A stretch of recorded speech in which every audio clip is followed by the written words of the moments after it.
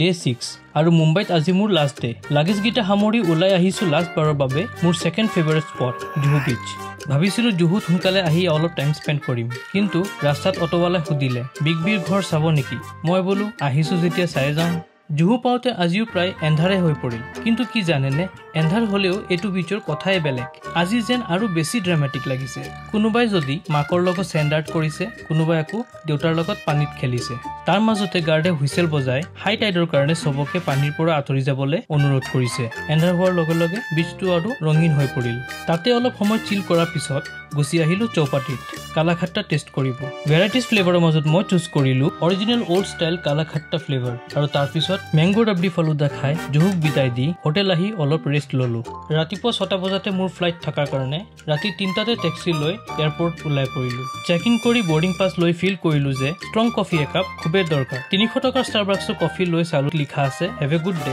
প্লেনত উঠাৰ লগে লগে কমপ্লিমেন্টাৰী ব্ৰেকফাষ্ট খাই 3 ঘণ্টা টানা টোপনি মাৰিলো লেন্ডিঙৰ জুকৰণিত টোপনি ভাঙিল খিৰিকী দি চালো গুৱাহাটী এয়াৰপোৰ্ট আৰু ইয়াতে এণ্ড হল মোৰ আৰু এটা জাৰ্নি লগ পাই আছো আকৌ নতুন এটা ট্ৰেভেল ষ্টৰী লৈ